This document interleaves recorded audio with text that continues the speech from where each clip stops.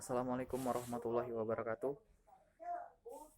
Hello Miss, my name is Mary Andani Saputra, NPM G1G019004. I would like to present about our problem, namely illegal logging. Illegal logging atau penebangan liar merupakan sebuah kegiatan penebangan, pendistribusian, hingga penjualan kayu secara tidak sah atau tanpa izin, sehingga menjadi sebuah bentuk ancaman. Di sini saya akan membahas tentang penebangan liar di Indonesia. Indonesia adalah salah satu negara yang memiliki masalah penebangan liar yang tidak kunjung usai.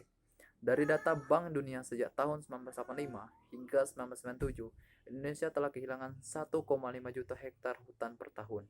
Penyebabnya adalah meningkatnya kebutuhan akan kayu naik di pasar lokal maupun internasional, serta dipengaruhi oleh lemahnya faktor penegakan hukum yang ada di Indonesia, sehingga kegiatan penebangan liar ini terjadi dengan begitu mudahnya.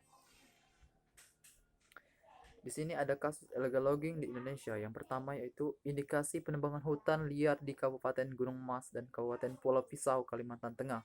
Yang kedua, dugaan penebangan hutan liar di Kabupaten Pesisir Selatan, Sumatera Barat. Yang ketiga, indikasi penebangan hutan liar di Kecamatan Mota, Kabupaten Dampu, dan Kecamatan Hu, Kabupaten Bima, Nusa Tenggara Barat. Yang keempat, dengan dugaan penebangan hutan ilegal di Kabupaten Mokomoko Bengkulu, Kabupaten Kerinci Jambi, serta Taman Nasional Taman Nasional Kerinci Sablat Jambi. Yang kelima, indikasi penebangan hutan liar di Kecamatan Rokan 4 Kato dan Pendelian 5 Kato, Kabupaten Rokan, Hulu Riau. Dampak penebangan hutan secara liar yaitu yang pertama, hilangnya kesuburan tanah. Yang kedua yaitu sulitlah mencari sumber air bersih. Yang ketiga yaitu menurunnya keanekaragaman hayati.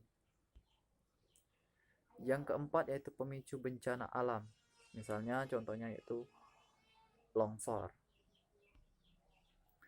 Yang kelima penyebab pemanasan global.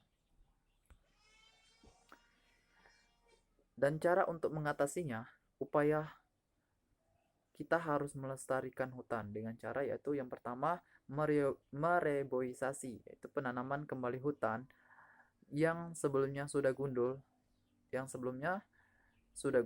Cara ini dapat meningkatkan jumlah pohon dan kualitas hutan.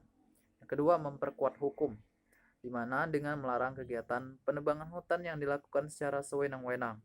Yang ketiga, tebang pilih, yaitu melakukan penebangan hutan dengan sistem pilih, yaitu tidak semua pohon bisa ditebang dan hanya pohon tertentu saja yang bisa ditebang.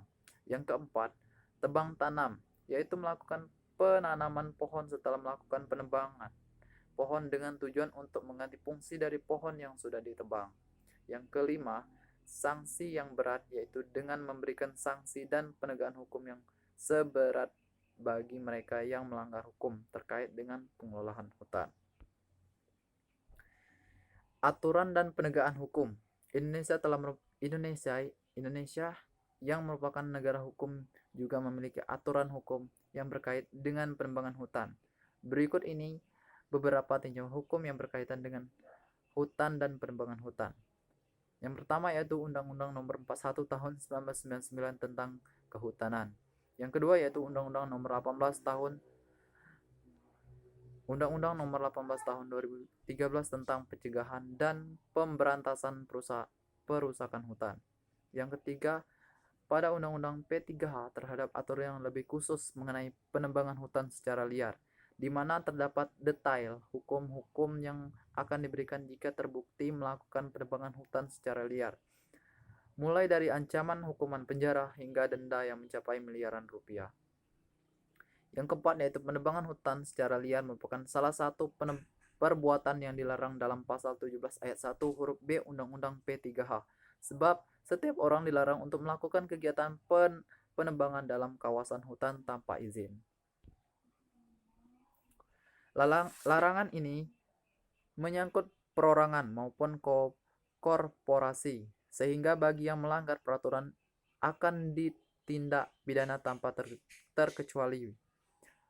Yang pertama yaitu Jika dilakukan secara perorangan, maka akan dikenakan secara penjara sesingkat-singkatnya 3 tahun dan selambat-lambatnya 5 tahun, serta denda sedikit-dikitnya 1.500.000 rupiah dan sebanyak-banyaknya 10 miliar rupiah. Yang kedua yaitu jika dilakukan oleh korporasi, maka akan dikenakan ancaman penjara sesingkat-singkatnya 8 tahun dan selambat-lambatnya 20 tahun penjara, serta denda sedikit-dikitnya 20 miliar rupiah dan sebanyak-banyaknya 50 miliar rupiah. Oke, thank you for your attention, Miss. Wassalamualaikum warahmatullahi wabarakatuh.